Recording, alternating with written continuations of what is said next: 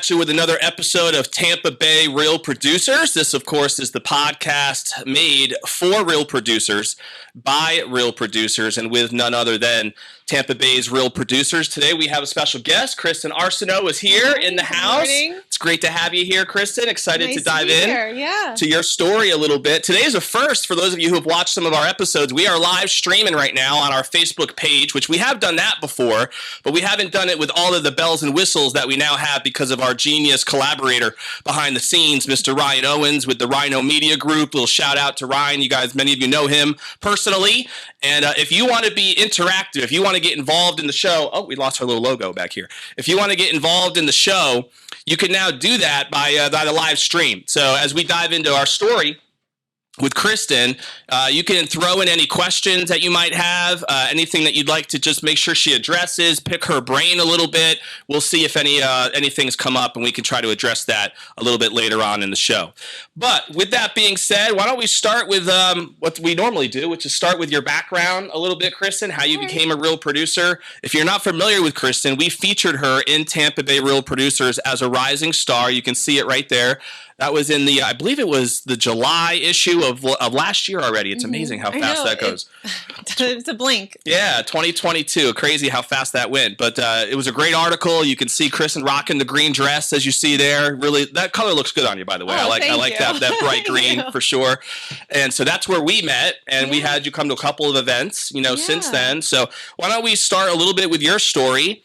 Did you grow up in this area? How did you end up getting to Tampa? And how did you finally get into real estate? Yeah, so originally from Maryland, was born and raised there. And my husband and I, we've been together since high school. And we had always talked about potentially moving. And the time was just right. And we kind of woke up one morning and we were coming to Florida almost every couple months. And when you wake up, just for fun, sunshine, when you wake rainbows. up and check the weather somewhere else first before you check what it's going to be in your hometown, you know it's time to leave. That makes sense. And that's kind of what happened. We just dove in head first. He asked his job for a transfer. I was a teacher at the time. My husband said, whatever you do when we move, do not go back into teaching because you don't love it anymore. That ship has sailed. It's time for your next chapter. Okay. Well, when you move 1,000 miles and you know nothing, you go back to comfort. Yep. So I went right back to teaching. Of course you did. Against advisement. And it was good for a little while. And then slowly but surely, I just realized the passion had fizzled and I was ready for that real next chapter that he was pushing prior. So you weren't involved in real estate at all in Maryland? No. Right. No, your background was in teaching. Just was 100% involved in the education world. That was all I knew. Yeah. Probably taught you some patience, I guess. What grades did you teach? So I taught the gamut. Yeah. I focused mainly in Maryland on physical education, mostly high school.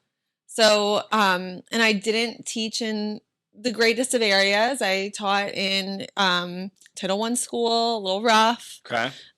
So a lot of patience there with big people. And then coming to Florida, I taught in elementary school. I was a classroom teacher. You came right to Tampa?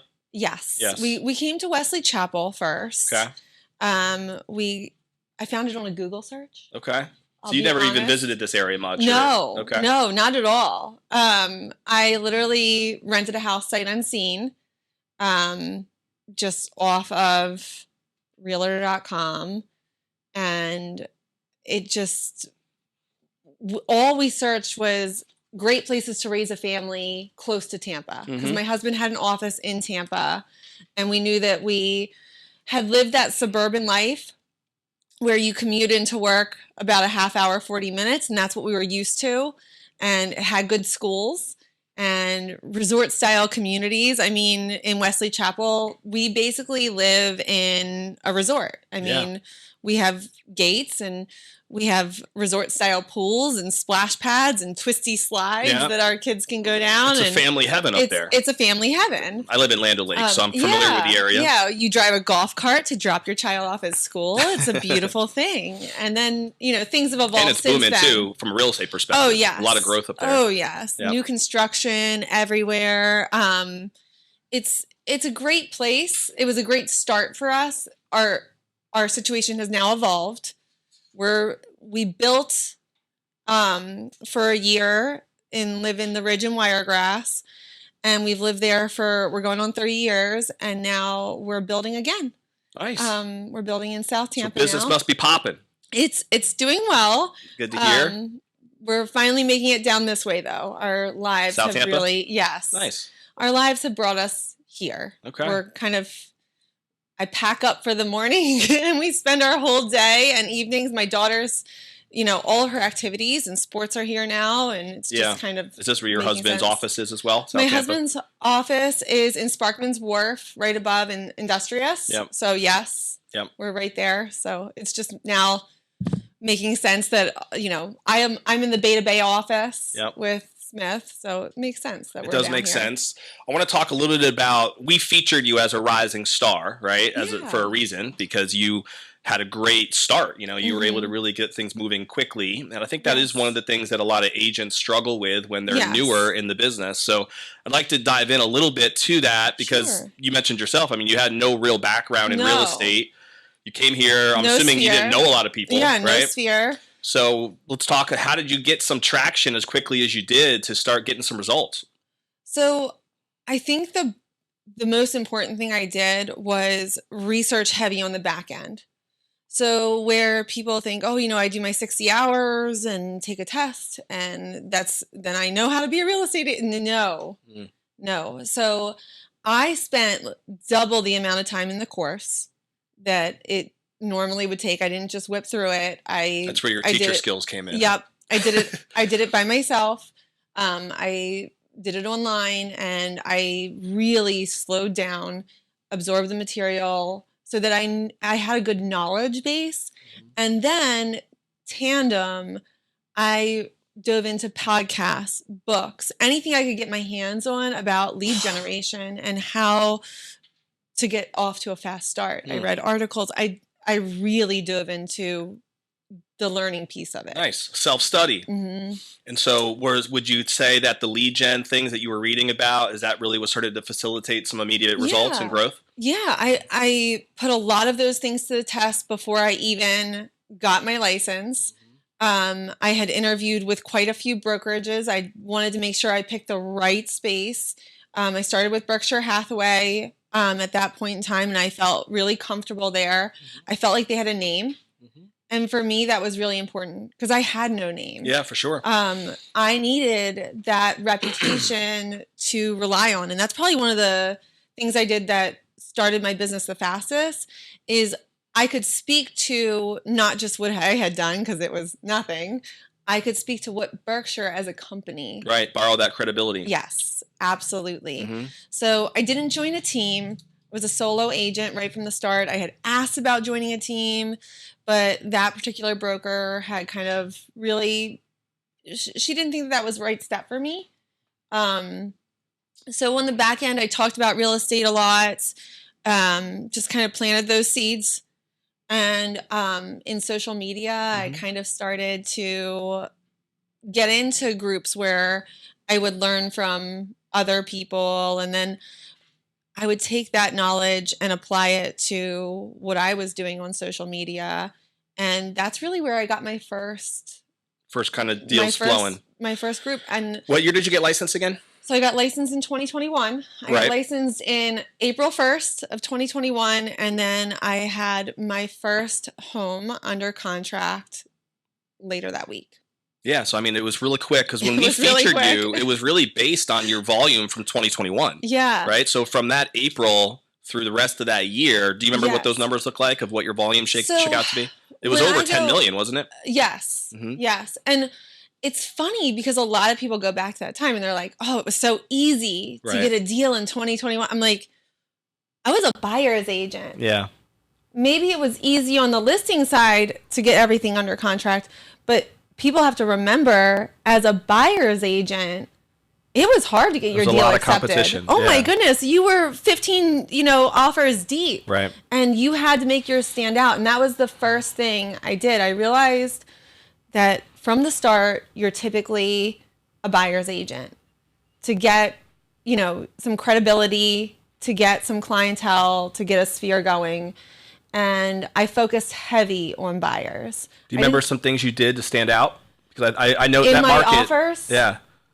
Yeah. Second deposits after, clean inspections, things that weren't going to cost my people extra money. Mm-hmm. Pre-scheduling inspections. So I'd write in the offer that the inspection was scheduled for Monday at 9 a.m. already. Gotcha. So that they knew that I wasn't going to hold anything up. So really short inspection terms, but I knew I could get it done because it was already scheduled. Yep. Just some things where, I would call the agent and the listing agent would say, "You're the only buyer who called me." Everybody else just wrote an offer, put it in my inbox, and then it appeared.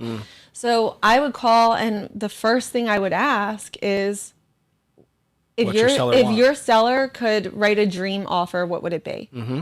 And sometimes it wasn't about money. Sometimes it was about terms. Sometimes it was about how long can they stay in the house after closing. So those things, really tailoring every single offer to the seller. And that's gold stuff right there. If you're a buyer's agent out there, you better be taking some notes, because Kristen's dropping some nuggets of wisdom out here right now. I think that's great. And making a relationship. I can't tell you how many listing agents accepted my offer and came back and said, the way you handled it, I really want to work with you. Yeah. Because they know that I was going to do the work on my end as well. Yeah, and it blows my mind how many buyer's agents, as you said, don't even take the time to call the listing agent. That seems to me like it would be a bit of a no-brainer to at least try to facilitate that relationship. Especially during that time. Yeah. Especially. So that was something that really allowed me to gain some momentum. Mm-hmm. Now I'm posting on social media that I've got this under contract and I'm going to this inspection, and I look busy. Yeah. And I was busy. Yep. And that's when people start coming to you. Do you have a favorite social media platform? Instagram. Yeah. Instagram's my favorite. It's very user-friendly. It's easy. It's quick. I really love it. It's very dialed into my style, because I can make it all about the home. I don't have to be, on camera like that. So Kristen's very shy on camera, as you can tell. I am very shy. Which, by the way, we looked at it's not like your business slowed down very much, into 2022 as well. I think I saw off the top of my head, it was over 20, transactions and over 20 million in volume in 2022. And I don't know how 2023 has gone so far, but it seems like your life has still been pretty busy, huh? Yeah. 2023, I'm feeling very blessed. I'm very grateful. Right now, by the end of August, I will have closed almost 18 million. Nice. So my goal was on pace for your best year ever, huh? Yeah. My goal was to do at least 20 by the end of the year, but I feel like very comfortable that I'll surpass that level. And I talked about this with my broker the other day, because I always feel like not good enough. Yeah. Like, what's next? Let me do it now. Like, let me do more. What's the next challenge? Yeah. And she was like, honestly, year over year, your growth is what you really need to look at. Mm-hmm. That a lot of people right now are slowing down and their business is down a little bit from last year. The fact that you're 4 times, your business from last year, that's what we really need to focus on.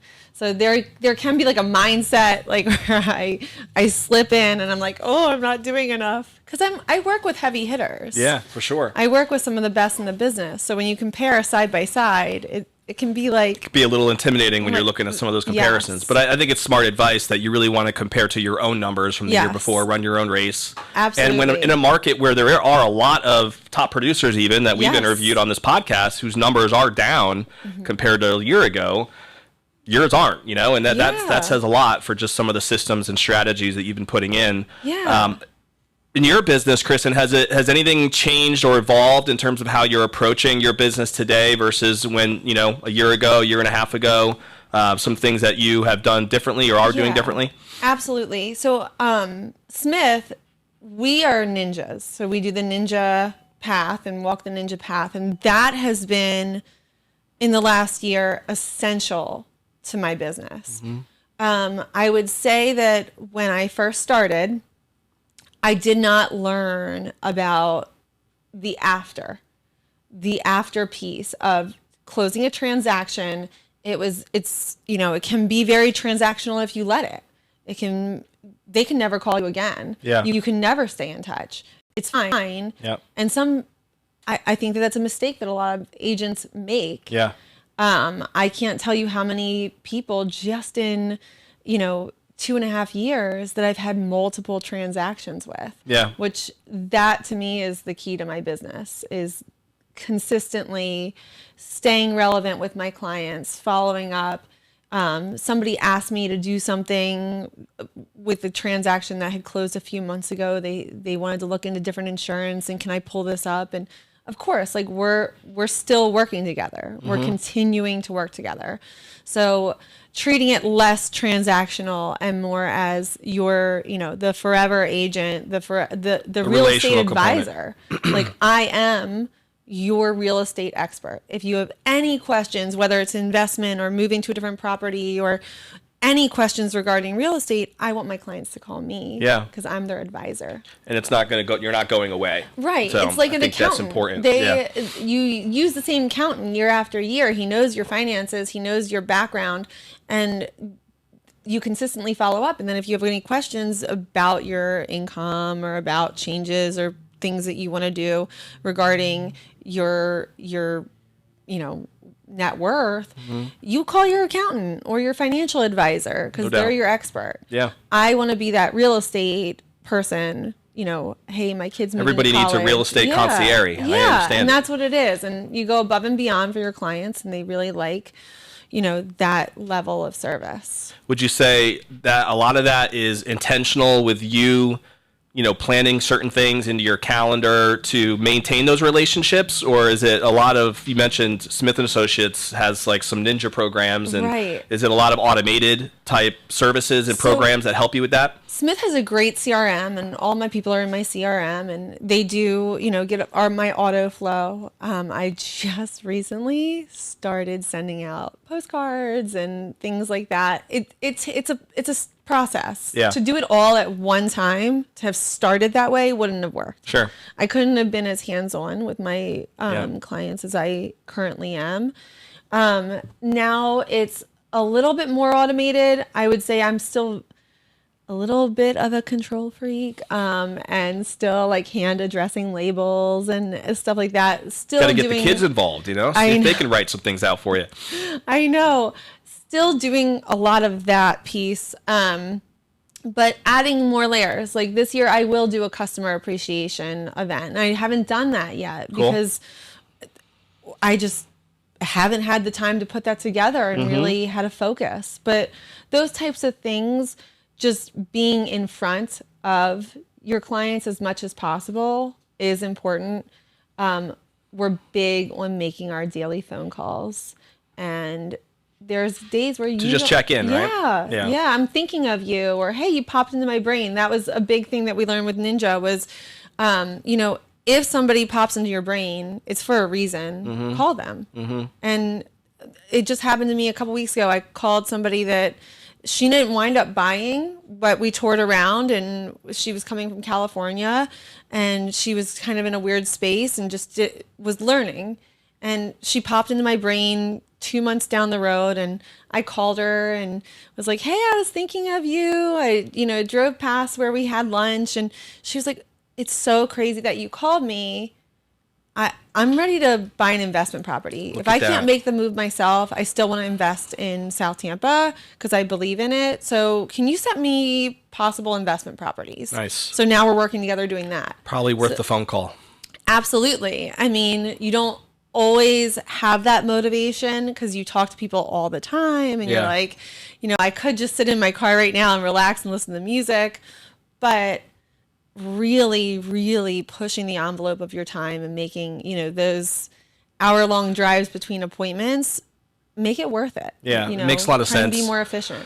One of my favorite books is written by Joey Coleman. It's entitled How to Never Lose a Customer Again. Yeah. And he talks a lot about, in that book, some of the strategies that you're describing and just figuring out what are the ways that you can have the personal touches to really maintain those ongoing relationships. Yeah. And it applies to any business. Obviously real estate as a service-based industry, it's really critical that you have that mindset, I think. Right. And you can feel, like, in the beginning, I felt like I was bothering people. Right. Because I don't want to be salesy. I don't want them to, I want it to always be genuine. Yeah. So that's really what Ninja has led me down is, no, you popped into my brain. I'm genuinely thinking about you. Hey. Yeah. And what's new, what's exciting. Past my own beliefs of that they don't want to hear from me. Right. So, that piece was something I had to overcome. So you don't miss being a teacher, huh? No. I see all the back to school stuff. It still triggers me. I'm like, oh. What do you think you love the most about this business? Oh my gosh. I love the opportunities. I love how social it is. I'm a very social person. I love meeting people and working through a problem. I love when somebody hands me a complicated situation and they're like, fix it. So there's a lot of challenges. I will say there are high highs and there are the lowest of lows. Mm-hmm. So that's commission-based sales, right? Oh yeah. I can relate. I can definitely relate. Can you think of like one of those challenging moments where you don't, even in the first couple of years? Because sometimes people might look at your success and be like, man, she hasn't even faced challenges because she's been so new and seen immediate results. We all know that that's not true, obviously. So anything come to mind as far as, man, doubting yourself in the moment of, was this the right choice, the right business for me? Anything come to mind? Oh, yeah. So I worked with an investor for a while.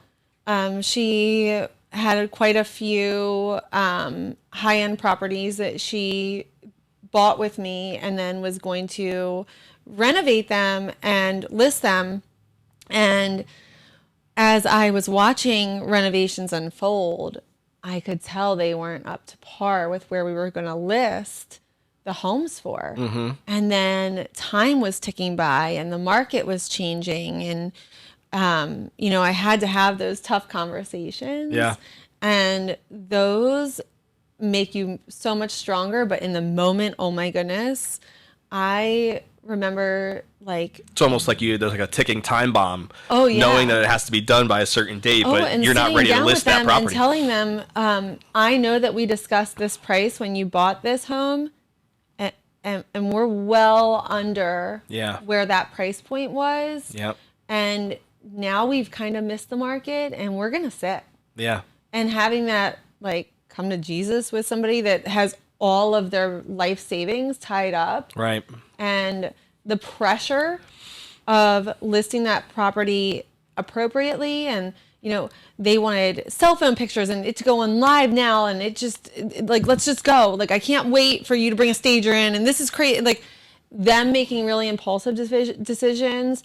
I had to pull back and realize, wait a second, this is my brand. This is my business too.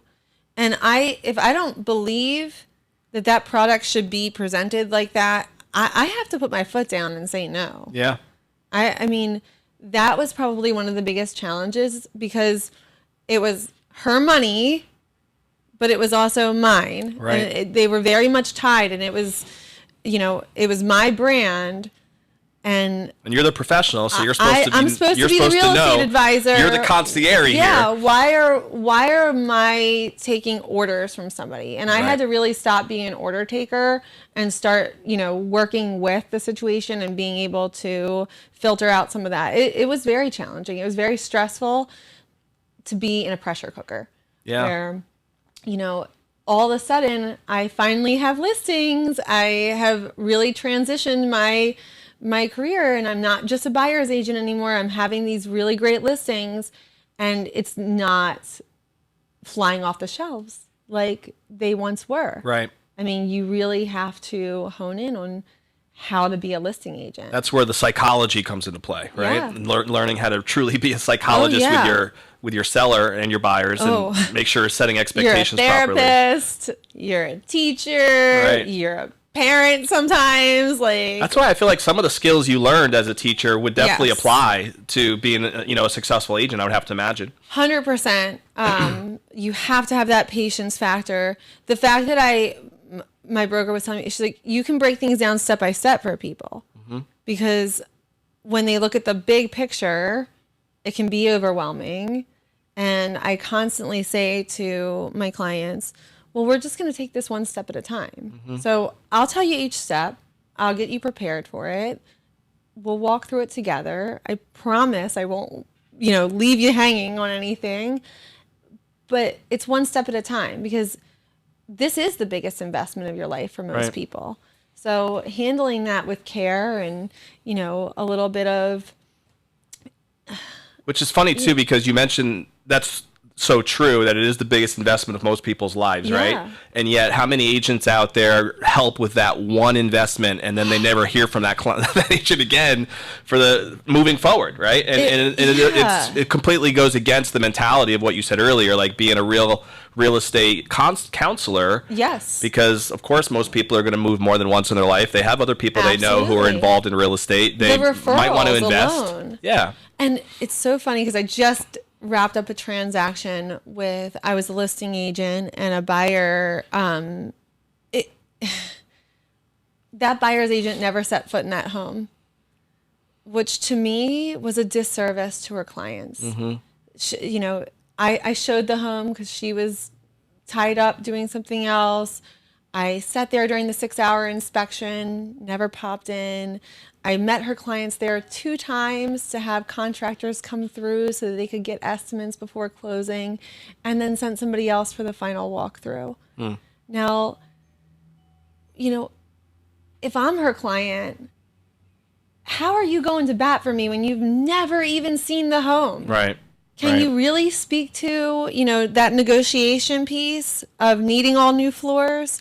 You can't. Yeah. It's just... And then you wonder if there even was a relationship at all that was established. Now I've sat down with your buyers at the inspection. We talked for 2 hours. We talked while you're, they got all these quotes for new flooring and paint. And now I've gotten to know your buyers, and I was like, I have a listing at the beach. And they were like, you do?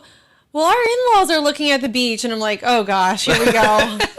So, you make those connections. Hey, when you snooze, you lose, Kristen. You know this business. Of course. So the fact that we're sitting in that room for hours talking to each other, it's just, and I always do the ethical thing. I'm like, oh, I'll send it to your agent, and that way she can maybe set up a showing for you guys.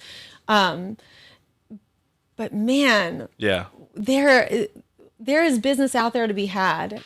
People have not stopped moving because life's going to change. For sure. And that, honestly, you bring up some great points, because one of the reasons why we even do a podcast like this is we want to try to encourage more agents to develop the right habits. Right? And so the goal is to have more people act and operate like a real producer would, Right. And so if we can dive into, the little things, and really, most of the time they are fairly little things that separate someone like you and your results from an agent who is not yet a top producer. Yeah. And hopefully a podcast like this allows us to do that. What's one thing that you are excited about, let's say in the next 12 months? Is there something that you're fired up about moving forward? Something new in your business happening that you want to share? Anything come to mind? Well, I think the fact that we're moving and I'm finally going to be in the area of my target market for the first time, for me, I cannot wait. Yeah. I mean, I decided prior to getting into real estate that South Tampa was eventually going to be home for us. So I also had decided that was where I was going to. I mean, my neighborhood in Wesley Chapel is saturated. There's so many agents just in that 500 gate community. I saw my way out of that. I was like, no, I'm good. And when I first came to Smith after a year, my broker said, she finally told me on the back burner after she interviewed me, she was very concerned that this is a very tough market to break into, and I had no ties. Yeah. I don't live here. My kid doesn't go to school here. I had no ties. Yeah. And it was going to be very challenging. She's like, either she's going to make it or she's not. Like, it's going to be really, really bad, or, she's going to surprise us.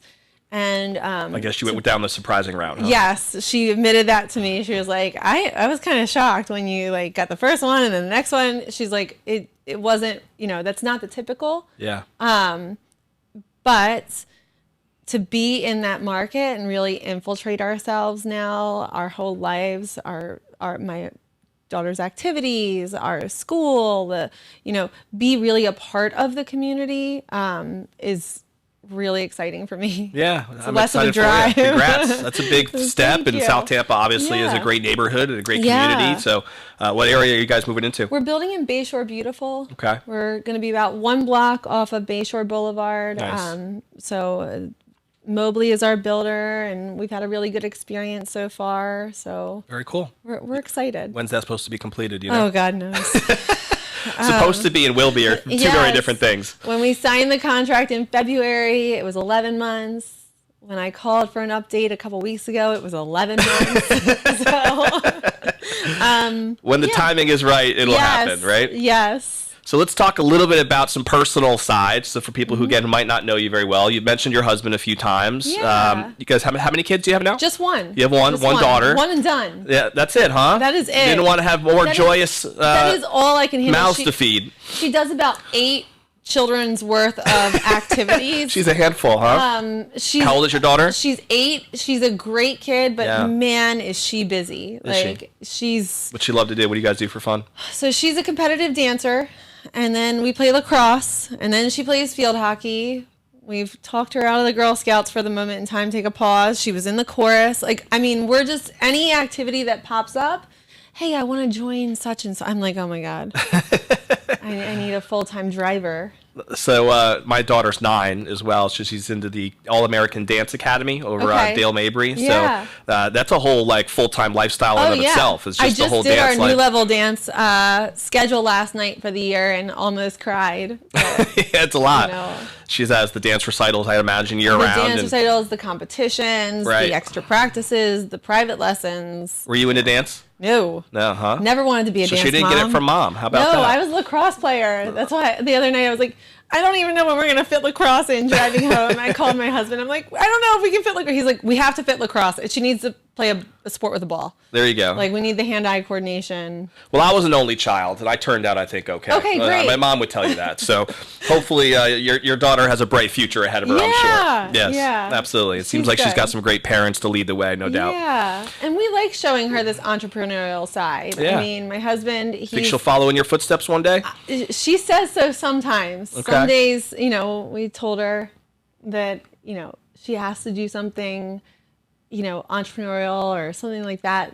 Your husband's a corporate man, right? He is, he's a market leader for Century. He's a CPA. Got it. Okay. So he does some auditing services, and he's also in the sales piece of it as well. Gotcha. So and it sounded like for a while he was kind of the initial driver for you getting into real estate, huh? Oh yeah. Yeah. Yeah, he loved this. I mean, he said, don't go back to teaching. You just don't love it. Right. And for some people, it can be a 40-year career, and they can love it the whole time and never burn out. Yeah. But I burnt out, and it just wasn't good for myself. It wasn't good for my family. Plus the fear of going from a W-2 based position to a completely commission-only job. That's a whole other mentality in and of itself. It was so funny because when he was like, at Christmas break that year, he was like, so you need to make a choice.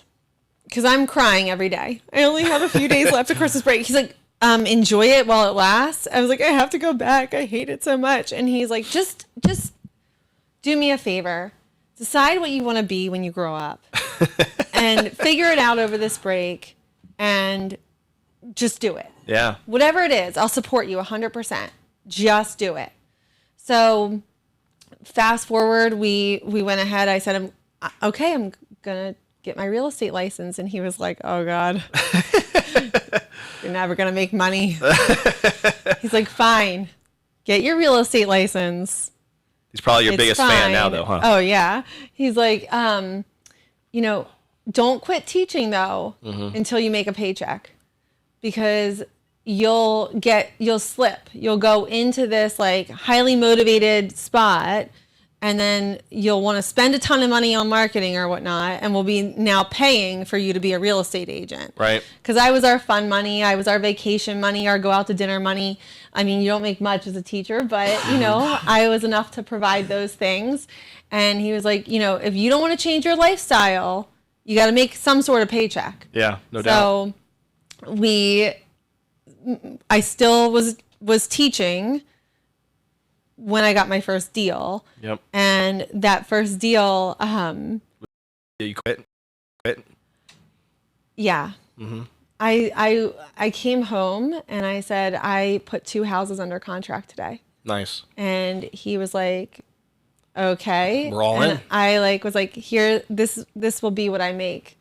And it was more than my teacher's salary. That's awesome. And you did that quickly. You said within a couple weeks, right? Yeah. Yeah. Yeah. So that's awesome. I mean, a lot of people that I've even talked to go almost a whole year in that and kind you of expect to. Yeah, that whole status of like doing something else and trying to make it work in real estate, and the fact that you were able to get off the ground quickly is huge. I really thought it would be at least 6 months until I saw any sort of return. Yeah. But because of all the work I had done on the back end, that's what set me up to have immediate clients. Yep. And, you know, they were flying in, and I took 2 days off school. I called out sick.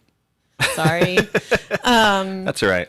But, you know, you had a good reason. I would say that those 2 days of driving clients around South Tampa for the very first time with them in my car, that was like an education in and of itself. Yeah. Of how to handle that situation, you know, how to talk them through things, how to, you know, help. There was an investment they were making. Of course.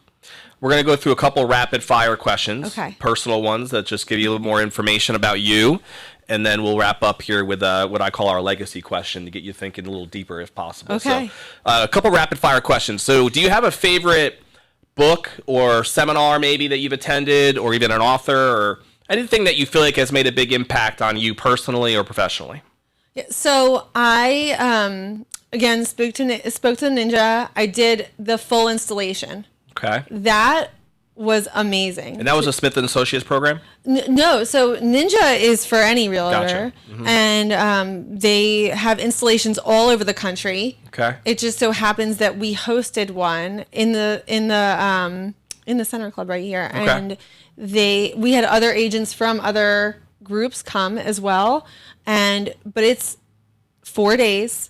It's intense. Extremely intense. It's 8 in the morning until 4 o'clock in the evening, and you eat lunch in that room, you eat snacks in that, you do everything in that room, and you're fully immersed. And that was definitely the biggest. Was that your own cost, or does Smith help pay for that? That was our own cost. Yeah. Smith takes care of some of like the lunches and stuff like that. They're really great to us. But yeah, it is your own cost. It's an investment. Yeah. Okay. And I've heard of it before. There's been a couple agents we've talked to who have done it. Yeah. And yeah, no doubt. Highly recommend. Okay. And then they have books that spin with that, the Ninja Selling Guide and the Go Giver. Yep. Go Giver was That's a great one. It's amazing. And then I'm also right now in the middle of reading Mauricio Umansky's The Deal Maker. Nice. So that's been really inspiring and interesting. I have not read it, but I like the title. Yeah. Is it real estate specific? It gives you background personal and all the way through his professional life as well. And then obviously focuses on his start of the agency and his really birth into real estate. Okay. Which is great. Favorite TV show or movie? Do you have one?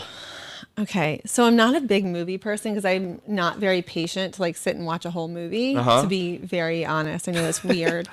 But I am a big reality TV watcher. Are you? Oh my God. Wow. Yes. I have to For admit, someone who doesn't like the camera, you're a big fan of the reality TV it's world. It's not me on camera, it's them. So you're more of an observer on that front. I love like the Real Housewives. I love $1 Million Listing. I love the whole. Basically, Does your I husband can turn watch those with you, or is it just you? Begrudgingly. Yeah. he'll get into it every once in a while, but. Gotcha. I've been watching this show on Netflix, Suits. Have you ever heard of that? No, we saw it, and I said, should I be watching this? My husband's like, we can give it a try, but... I've been loving it. It's like addictive, I feel like. It's more about, it's law, obviously, but it's like, I kind of like those types of drama things, so it's been kind of neat. Favorite food? A lot of food. I'm from Maryland. Crab cakes? We like our crab cakes. We love just our steamed blue crabs. Those things, of course. Like that to me. It's the real deal up there. Yeah. You get to go home a lot? No, and don't want to. I just like the food. Is your family still up there? Or? Yeah, my mother-in-law is still up there, and my sister-in-law, and we've got my aunts and uncles and stuff are still up there, and cousins, and we'll go, but I don't love it like I used to. Right. The summer, it's nice. This is home now. I wouldn't want to. I'm from Connecticut originally, so I like going back up in the summer months every now and again. So Maryland's just as hot and humid as here in the summer. It is. It's just as sticky, and it just lasts longer here. What part of Maryland are we from? We're just outside Baltimore in the suburbs. It's an area called Harford County. Gotcha. Yeah, I've been to Ocean City out there a couple different times. Okay, we had a place in Ocean City for a while. There you go. Yeah. That was actually one of the first dates that I brought my wife to, was Ocean City, Maryland. Yeah, beaches are different here. They are very different. All right, here's our legacy question is revolving around the thought that, we all, I think, go through the motions sometimes of running our business, and hopefully we do it with passion and intention. But at some point, you'll get to a point where you might want to look back and say, am I happy and glad and fulfilled at, what my life was about, right? What my business was about. So when you think about that, what legacy do you think is most important to you, Kristen, that you would want to leave? Whether that would be professionally or personally, what do you think are the most important things that you care most about? Yeah, so I'm a people person. I care about people. I will say that the thing that I did miss from teaching was that connection with the kids. And knowing that I'd only ever been at Title I schools where my kids had a situation. We weren't coming from well-off areas where things were abundant.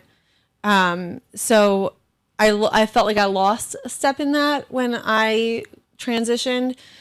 So I went ahead and I volunteer now for Mary Lee's house, and that gives me a lot of that connection back, where I feel like I'm helping children that really need me again. Yeah. And I think that helps. So you still got a passion to help the kids. Yeah, and that community piece is so important to me. I mean, I love Tampa. This is home now. Yeah. I don't really think of Maryland as home anymore. This is home, and we love this community. And I think for us, that is so important that we continue to give back to it and put more into it than we take.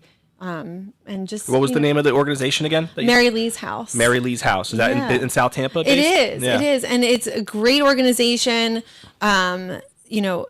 Kids come from tragedy, and it's a safe place for them. Yeah, and it's a place where they can, get a brand new outfit, get a brand new toy, feel special for a little bit. And, that's a lot of times where psychologists will meet with them, or, the police, or they're in uncomfortable situations, but they can be comforted by, like, there's a big, oak tree in the center that's like pretty, and it's just a comforting, warm space. Yep.